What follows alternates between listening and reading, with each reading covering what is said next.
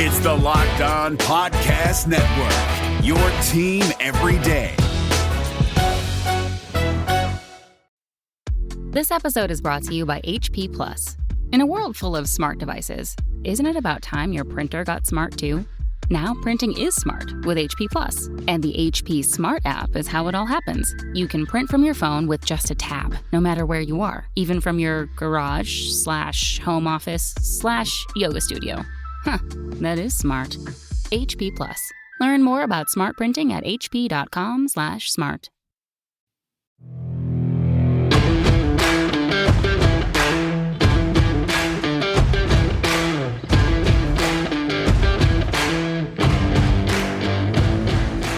You are Locked On Giants, your daily New York Giants podcast. Part of the Locked On Podcast Network, your team every day. Hello, New York Giant fans, and welcome to another edition of the Locked On Giants podcast, part of the Locked On Podcast family, your team every day. Patricia Traina here with you, and joining me on today's show is David Turner, former NFL scout, president of Maverick Sports Consulting. David is really the guy to go to as far as I'm concerned when it comes to evaluating some of these guys in the preseason. And we're going to talk about some of the Giant players who participated in the 17-13 loss to the Cleveland Browns. Don't get too caught up about the score, folks. There was a lot more to come out of this game, a lot of positive things to come out of this game. David and I are going to break it all down for you. And David, first off, let me welcome you to the program, and glad to see you're doing a little bit better in your recovery. Thank you. I appreciate it. Yeah, this week's a little bit better, and hopefully, the road's sound and no setbacks. So appreciate you having me on to talk about another great Giants game. Absolutely. And we have a lot to talk about. And David, we have got to start with the offensive line. Now, that is a unit that everybody has asked about. Last week, they didn't play very well against the Jets. I think they had something like 10 quarterback hits, 5 sacks, ton of pressures. This week, I believe they went through 3 quarters of play, didn't give up a sack. The pressures were down, and really, you look at the stat line, and I think there were 2 sacks, and one of the sacks was a coverage sack. Not a bad showing, I would say, from this second string offensive line. What do you think the difference was? They had a couple new guys in there. Larson was in there. Harrison was in there. I don't think they played last week for the Giants. So what do you see as the difference? Did those veterans kind of settle things down, or did you see something else that maybe made the difference? Well, to me, it was Slade was on the bench longer until the fourth quarter. And then once he came in, they started giving up pressure because he's just a swinging gate out there at right tackle. And I'm not trying to just pick on a young man, but it's just obvious. Before that, the offensive line, like you said, was the other folks involved were pretty sound. But once he got in there, the Weaver, I think it was, for Cleveland, just was able to go up and under and speed rush him most of the time. So I think the offensive line saw growth, saw potential this week. You saw less mental errors. Everybody was sliding the right way. They were picking up the right responses. The running backs seemed to be picking up their responsibility on blitz pickups and pass protection. So it just seemed like a much more sound unit. And again, last week, as we were saying, this is something that they need to get better on, we were both saying, let's not bash them. It's week 1. And they got a lot of tape to learn off of. I mean, when you learn from your mistakes, it's a better learning lesson than a coach telling you what you did wrong. Now you can watch and see yourself doing something wrong. And we saw growth on that unit this week. We saw them moving up into a better situation. And I really like the running backs this week picking up the blitzes. They did a really nice job with their fits up with the offensive line. The tight ends came, helped out, did a lot of chipping, blocking with them as well.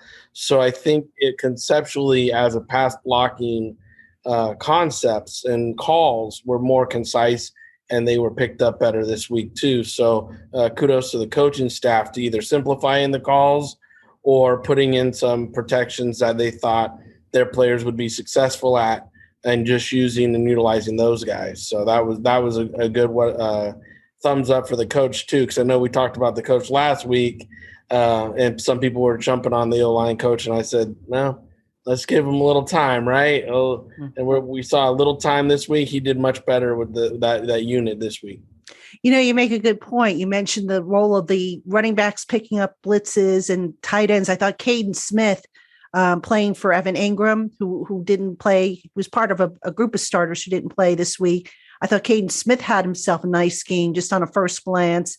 And, can you just talk a little bit about the role, because a lot of people, they say offensive line, that they're quick to point to the five guys up front, but really, you do have the running backs with the blitz pickups on passing downs, and the tight ends they play such a big role in the run blocking aspect of it. And I think a lot of people don't really appreciate that. So can you just talk a little bit more about that and maybe some of the general assignments those guys have in terms of the run blocking and the pass blocking? Sure. I mean, often the tight ends on the run blocking have to seal the corners for the running backs to get around. We saw that on the 2-point conversion where the defensive end, I think it was 91 for Cleveland this week, penetrated and kind of pushed the tight end back into the backfield, which then gave Brightwell a very limited lane to run into, and then he ran into defenders that the fullback was supposed to kick out. So it's all in unison. It's a dance routine, and everybody has to hit their marks in order for it to work right.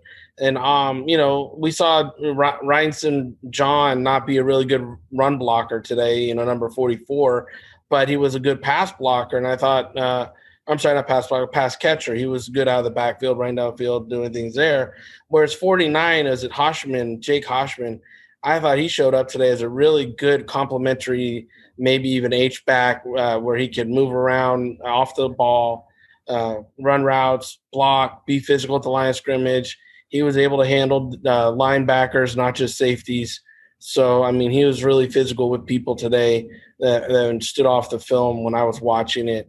But if you don't have the running backs and offensive line in line and in sequence when they're in their fits for pass blocking, often it will look like the lineman went the wrong way when the back went the wrong way, in a call or a slide. And if your offensive line, if they're making a late check and the running back doesn't hear it, and that'll screw up pass blocking every time. That's why you have to be careful. It's not just about the five up front, but it's the sixth guy, which is often the tight end, or the running back that screw up pass blocking because they just didn't hear the call, didn't get the check, or they went the wrong way and exposed a weakness for the defense to exploit with a blitz. We talk about the offensive line. We talk about, just the whole operation. Let's talk a little bit about some of the skill position players.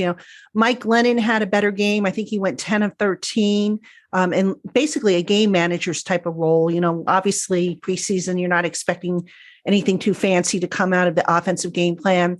Devonta Booker, the backup running back, I thought had a better showing this week, running a little bit more decisively, hitting the hole harder. Very encouraged by that. David Sills had another good game. What did you see from the skill position players? I mean, I got to think some of these positions, some of these decisions that the coaches are going to have to make at receiver, maybe even at running back, Eli Penny getting some H-back snaps. I mean, we're talking some tough decisions coming up here. Well, that's where you want to be as a personnel guy. You don't want to have easy decisions when it comes to cutdowns, because if they're easy decisions, then you didn't pack the team wealthy enough with talent going into training camp. That's what I've always told my staffs when we get ready to make cuts. I'm like, listen, if we don't have hard decisions, if we're not in here fighting for guys and, struggling with who we should cut and who we should keep, then we didn't do our job in the offseason and constructing the roster. So I agree with you. I think this roster's got some depth to it in certain areas that it's going to be hard to make decisions, and receivers one of them. I think Pettis today really showed that he was not he's not a strong candidate for the roster. I think still Sills and Board are making a really strong plays to be that fifth type player in the practice squad, maybe kind of guy for them, because both of them had good games. And Sills, that one catch for the touchdown was like, whoa, here you go. That's what you're looking for. And he had a really strong game again last week too. Plus, he's a bigger body guy. I think he could be a gunner and a vice on special teams for you. He can help you out more than Pettis. Pettis, to me, is just not a guy that I would be looking as a strong competitor and contributor for the Giants this year. When you go into Glennon, he did have a very game manager. So did Brian Lewerke, game manager style stuff. Lewerke obviously is a little bit more versatile. He can run a little more. You saw him on that one quarterback keeper late in the game. He got out and ran like 10 yards, whatever, 12 yards, picked up the first down.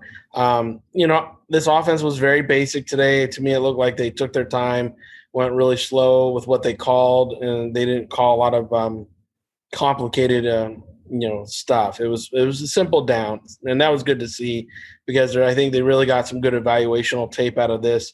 They moved some players around in different positions on defense a lot, on offense a little bit, just to see what they can do, which was good because it's always good to know what you got before you get into season and don't know. And using the second preseason game like this to move some people maybe out of comfort zones, out of spots that they were able to evaluate them in different roles will give them a better understanding of now when cut down day goes and happens, if they are looking to add somebody, what is a true need, because they know the backups aren't going to bring any kind of role for them in that position. So I like that. Brightwell to me ran way too high today, though. His pad level was way too up. He was taking on hits chest wise, not only in running the ball but in running after the catch and stuff. So he needs to learn to get his pad level down for sure. I really, like you said, I thought Booker and Clement, they had better games today. They knew their roles better, looked more comfortable running in it. And like you said, Caden Smith looked better at tight end too. So, we saw some glimmers of hope here and there. Hey, Giant fans, it's that time of year again, and all eyes are now turning to football as teams are back on the gridiron for the football season. As always, BetOnline is your number one spot for all the pro and college football action this season. Get all the updated odds, props, and contests, including the $500,000 NFL Mega Contest and the $200,000 NFL Survivor Contest, open now at BetOnline. Head to the website or use your mobile device to sign up today to receive your 100% welcome bonus when you use the code LOCKEDON. Be sure to take advantage of their opening day super promo. Make a bet on the Thursday, September 9th season opener between the Super Bowl champion Buccaneers and the Dallas Cowboys. And if you lose, your wager will be refunded up to $25. BetOnline is the fastest and easiest way to bet on all your favorite sports, from football, basketball, boxing, right to horse racing. Don't wait to take advantage of all the great offers for the 2021 season. BetOnline, your online sportsbook experts. David Harrison here, the Locked On Washington Football Team podcast, celebrating with you a 21 grain salute to a less boring sandwich thanks to Dave's Killer Bread. I don't know about you guys, but when I eat pizza, I eat it for the toppings, not the crust. And when I eat a sandwich, it's for what's inside the bread, not for the bread. But when I throw a sandwich on 21 whole grains and seeds, thin sliced bread from Dave's Killer Bread, it is the epitome of addition by subtraction. That thin sliced bread lets me focus on what's inside the sandwich, but also adds to the sandwich with killer taste, killer texture, killer nutrition, a subtle sweetness, and a seed-coated crust. Dave's Killer Bread is America's #1 organic bread for a reason. It tastes so stinking good. Dave's Killer Bread is made with the highest quality organic and non-GMO ingredients and is power-packed with whole grains, fiber, and protein. Visit daveskillerbread.com to learn more and look for Dave's Killer Bread in the bread aisle of your local grocery store. All right, David, we are going to switch over now to the defense. A lot of good things, a lot of things that I think they still need to work on. Got to start off with the run defense. I did not think they did as good a job with setting the edge with the run defense. I don't know if it was Zimenez or Anderson. I saw a couple, times when they just got washed out of the picture, didn't set the edge. I mean, what did you see from the Giants' run defense as a whole?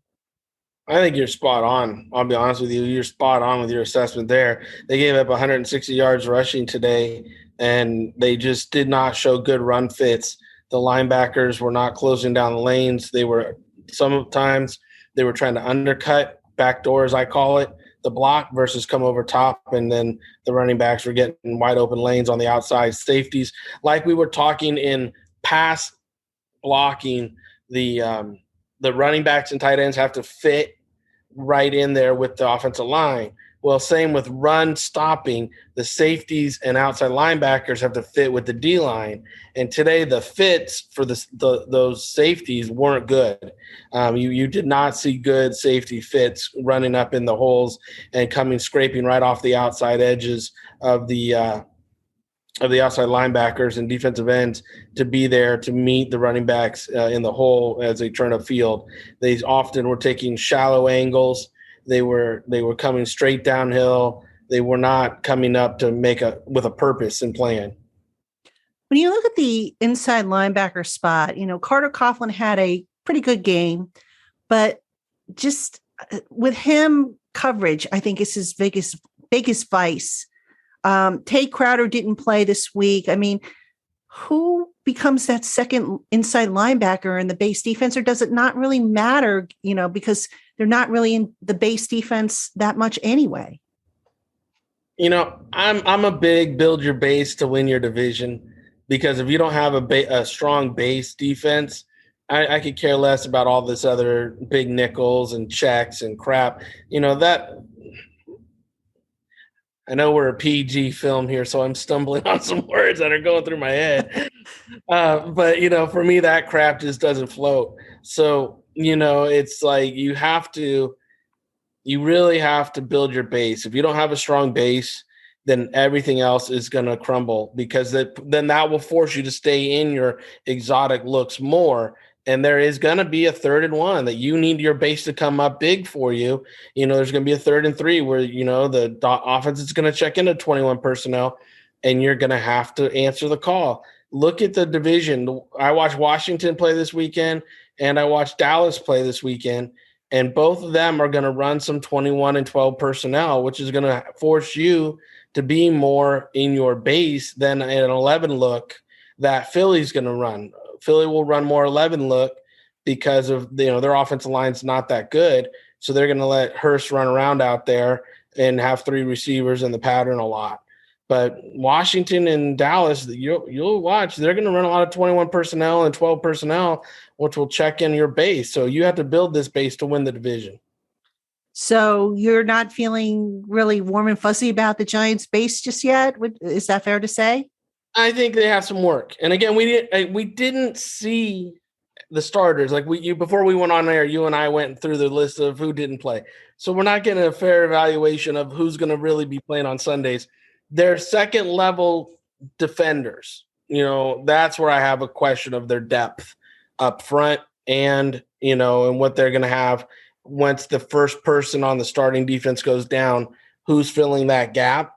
That's where my question marks start to pop up. Okay, fair enough. Now I got to talk about the secondary. Sam Beal, I didn't think had a very good game. Madre Harper, I don't think had the best game. I mean, Beal in particular. Harper was the huckleberry today. Harper was the huckleberry today. They went after Harper 3 times down the red zone that I counted, and then out in the field at least another few times. And Beal, Beal gave up a big 3rd down conversion towards the end of the second half. I mean, how do you not know where the sticks are at that point? I thought that was poor field awareness of him. And I also saw, I don't have an official count, but there were some missed tackles by him. I mean, what do you do with him? This is a guy who Dave, I know, was very high on him a few years ago when they drafted him in the 3rd round of the supplemental draft. And then I remember the following year, Dave said, if he was coming out, we would have had a 2nd round grade on him. Is this kid salvageable at this point, given all the time he's missed, or is there just something lacking in his game that is just showing up now? Well, again, I think like you said, the only way players get better is by taking reps. And he hasn't had a lot of reps, even though he's been out with the injuries and different things. It costs him reps, right? So without reps, talent's always just going to be the, potential. And as a coach has always told me before, potential is a coach killer. So, you got to be careful. You walk the line. The kid's got all the potential that you look for in the position, but can he truly pull off the skill set on Sundays that is needed to be pulling off. So therefore you can win ball games. Beal's time, he's on the hourglass, and this preseason his sand is starting to run out. So I as much as Dave likes him and would champion probably him, if the kid's not practice squad eligible, then I would doubt that he makes the squad this year. Yeah, I think he is practice squad eligible now because of the new rules and whatnot. A guy I want to talk about, though, this is a guy we haven't really spoken about before. He's kind of making a push. I don't know if there's going to be a place for him on the 53, but defensive lineman David Moa has been quietly making quite a push. And, might he challenge BJ Hill, who was in the final year of his rookie deal, a draft pick from a few years ago? Might Moa be able to beat this guy out? I don't think he'll beat him out, but dang, he's going to, if he doesn't get picked up on somebody else's 53, he'll be a gem on the practice squad, and he might not be there that long. He might get, brought up at some point quickly as soon as there's an injury or something. But, no, I've known David since college. I scouted him coming out. Unbelievable young man, just a great young person. Has faced a lot of injury adversity in his career, and he's a guy that I love that he's playing so well right now because he's one of those ones that you root for and that you like, gosh, he deserves it. That's Moa, and so I'm glad he's playing well. I think he's on the practice squad to start the season if somebody else from another team doesn't pick him up. Yeah, I'm with you on that. And another guy who I think is going to slip on the roster, just based on the injury situation, I could see maybe Trent Harris, outside linebacker, because, Ellerson Smith at this point, he's going on IR. I would be stunned if he doesn't start the year on IR, given all the time he's missed because of his injury, which, you and I have talked about him before and how disappointing it was because we wanted to see what this kid brought to the table. At this point, I don't see him making the 53. I think he's going to go on IR, which may open up an opportunity for Trent Harris, who's had a pretty good summer so far. Yeah, I think Ellerson Smith to me fits more the defensive end the defensive end role for this defense because he's longer and he's like 265, whatever. I don't see Ellerson standing up. That's just my opinion. That's why I want to see him in preseason to see how he played, to see more about what tools does he really have. Can he maybe put on 8 more pounds and be, up there with Williams and Lawrence, up top and be that third rotational guy in that situation, or if they need to stand him up and he's got to be behind Carter and run that role. I think you're right. Trent Harris has had a really good first 2 games here.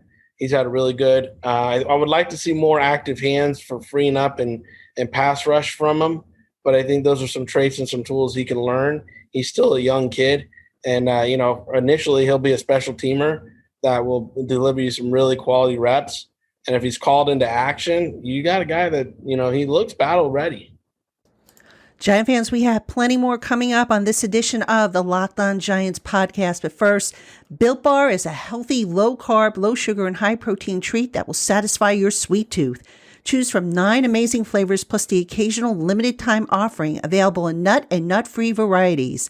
Visit BuiltBar.com and get 15% off your first order with the promo code LOCKED15, that's LOCKED15 at BuiltBar.com for 15% off your first order. Plenty more coming up on today's Locked On Giants podcast, Giant fans. But first, no matter what you need for your car or truck, Rock Auto is sure to have it in its extensive online catalog. RockAuto.com offers brand name parts for every make, model, and manufacturer at highly competitive prices and ships right to your door. Visit RockAuto.com and be sure to write Locked On in their How Did You Hear About Us box so that they know we sent you. That's RockAuto.com. Amazing selection, reliably low prices, all the parts your car will ever need. RockAuto.com. Now, David, you brought up special teams, so let's kind of pivot to special teams there. And I got to start with my man, Cam Brown. Wow. I mean, how often do you see a guy, what is he, like 6'5"? He's a big guy, a lot of length, strong as an ox.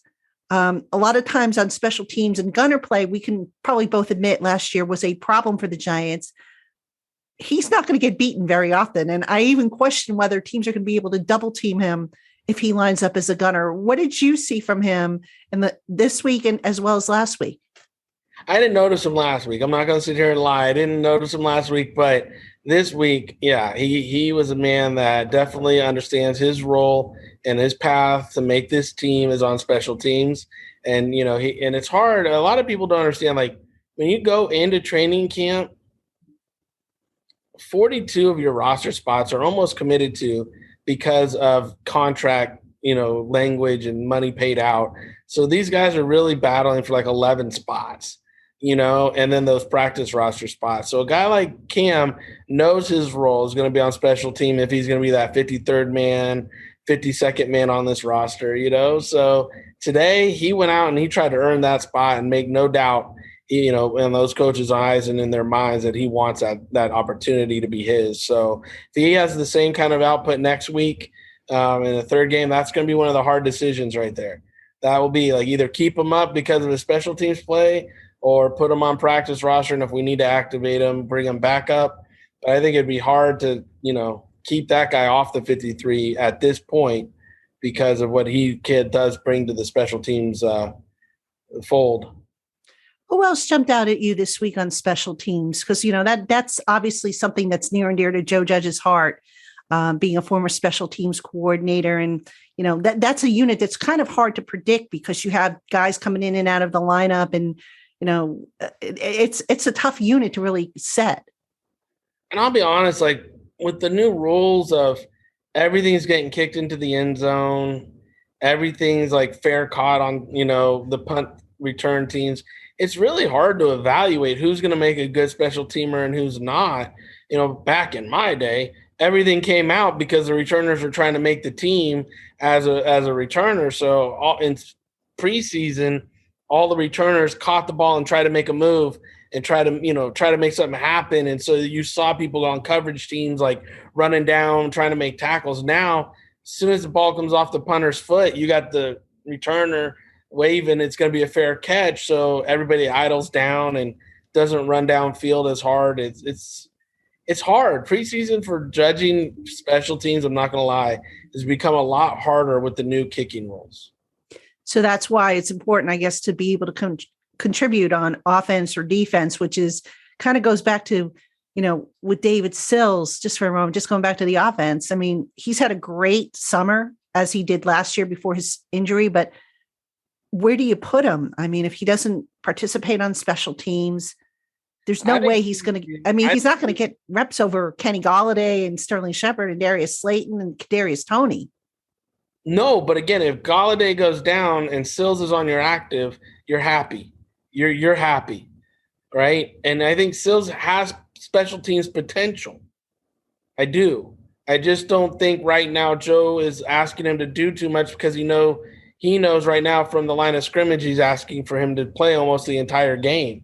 Sills didn't come out until the third quarter, I think, in this game. And last week was similar. He played the whole first half into the third, I think. I think he took the first series in the third last week too.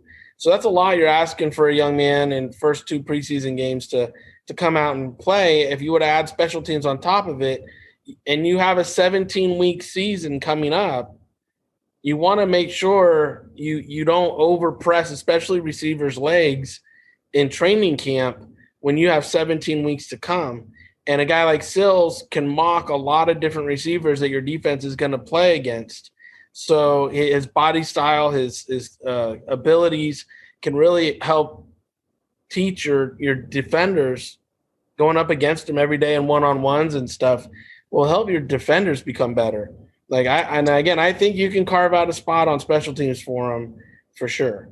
Okay. Well, maybe something we'll see. I don't think he played any special team snaps off the top of my head this week, but I'd have to go back and check. He has been. No. Yeah, I'd have to go back. I know Joe has said that he has that capability. I don't know if he's done it in practice off the top of my head, but could be something he's holding back. Now, one other thing I want to ask you about, this is interesting because before the game, I think it was Rap Sheet of NFL Network said that the Giants have been getting a lot of trade inquiries about kicker Ryan Santoso.